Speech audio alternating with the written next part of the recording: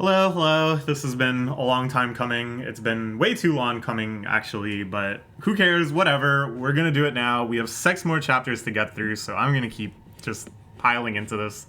Let's go. It's the final showdown between Ken Kaneki and Furuta, the creepy mastermind unsuspectingly behind everything. They are squaring off near the gigantic dragon-esque thing that Furuta is using in some sort of apocalyptic plan, and Ken wants no part of that. He is saying no. He busted out this crazy transformation, which I assume is like his ultimate endgame transformation. I'm not sure yet exactly where this is coming from, if this is something he was spurred into in the moment, or something that he kind of knew he was capable of, that he was saving as like a trump card. We're gonna find out what it's capable of, though. I love these, like, cross-esque sword-type things. It's just a very cool design. They definitely are still going all out, ideas-wise, for the endgame. Furuta looking insane as well. So long ago, having discarded his kind of aloof, unsuspecting demeanor. And then we get a flashback to his time in the Great Washu clan, checking out the family tree.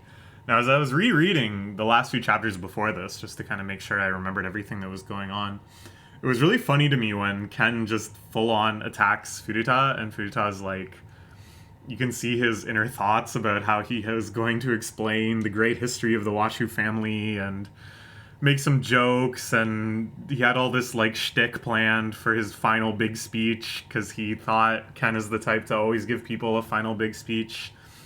But no, instead he's just instantly fighting. So I think this sort of stuff was still on his mind. And now we are seeing as well, we die young. Everybody dies around 30. Are you 30 as well, old man?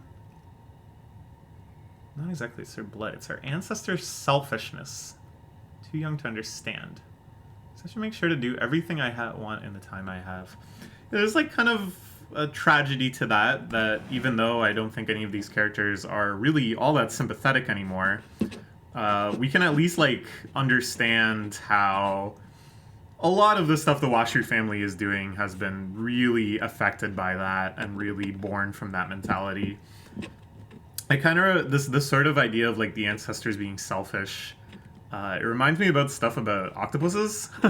Octopuses have like an extremely short lifespan, even though they're extremely intelligent and equipped to do all sorts of different abilities, and they're just like really, really remarkable creatures. But they have this incredibly short lifespan.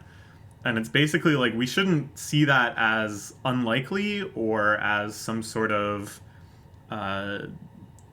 tragic like coincidence or something, but that these things kind of go hand in hand, that the octopus is so capable of surviving until mating age and so consistent at mating within their short lifespan because of all these abilities, that there's no genetic selective pressure for octopuses that live a long time. And so it never like trended down that path because they were able to pass on their genes without that becoming a factor. So it's almost like you should see these things coinciding. And although, you know, obviously this isn't kind of like genetic evolutionary pressure leading to this, it's like somewhat of a similar idea, I think, that the Washu family consistently has this big an impact and keeps perpetuating itself and keeps remaining in this position of power despite only having until 30. And so there's like no reason for them to live beyond 30. Like it's unnecessary. Okay. We cut right back from that somewhat tranquil moment of recollection back to intense fighting. The choreography of this series still on point, just such good sense of impact and stuff. It's like really cool to me in series like this where at the beginning the fights are so much like lower powered, and even though there's still like supernatural elements and quinces and stuff, it's more the equivalent of like a knife fight in an alley, and now they've scaled up to you know, insane superpowers and wielding like 8 swords at once and all sorts of crazy quince attack and counterattack and all that stuff. But like, it still preserves the fundamentals of choreography. It still carries a good sense of like speed and weight and impact and stuff. And that's really hard to do. It's very rare that shonen series can make that sort of transition.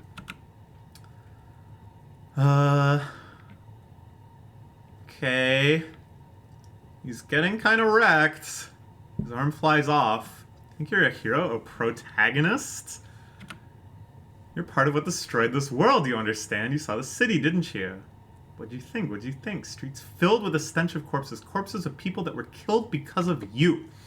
It's not just humans, but you've been taking the lives of ghouls when it suited you. You can try to justify it all you want, but you're just a shallow narcissist. It's been fun, though.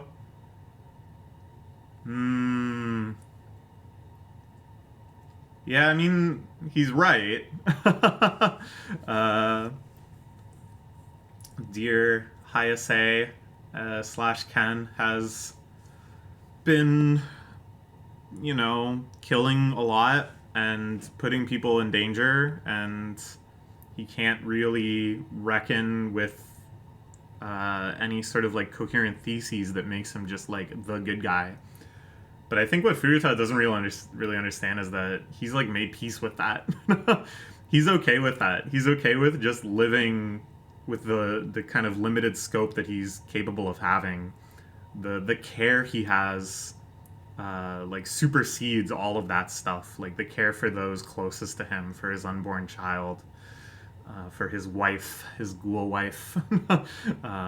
He's come to terms with that even if that's all he can really understand the scope of and control the safety of, that's enough. That's enough for him to fight like this. Try all you want, but some things you can't change. You will fail again tonight. You will ruin everything.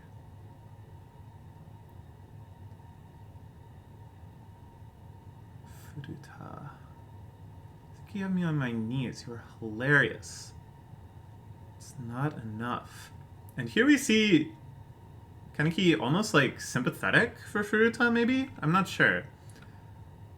He says his name, and Furuta responds about the look on his face.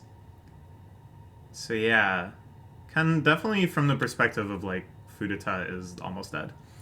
Killing the Washu family, putting an end to the CCG, taking all these lives. I even unleashed a dragon on this world. It's not nearly enough. I want everything. So is this... Because we've never really understood Furuta's motive. Like, he's allied with the clowns, and we kind of understand their absurdist, nihilistic kind of perspective of, well, we're just going to enjoy ourselves. Like, we don't really need a coherent system of ideology or morals past that. We're just going to live in this foolish ecstasy. And Furuta kind of seemed aligned with that. Like, he just seemed to be wanting to create a lot of chaos, blow up organizations. It seemed like he was just very mad and dissatisfied with everything. But it's true that one would think, well, if that was his objective, he's like already done it. There's not much further to go. But yeah, this idea that he wants everything. I wonder how much of it is downstream from this mortality, knowing that he only is until 30. Oh, I thought that was a spread. He transforms, big attacks flying out. Kaneki still looks like he has the upper hand, kind of deftly parrying all this stuff, but ooh. There he takes a big hit. He gets through the swords. Nice lettering on the scanlation, by the way. Call that out. That's not easy to do. They put a lot of effort into it. Just mercilessly beating down on Kaneki now.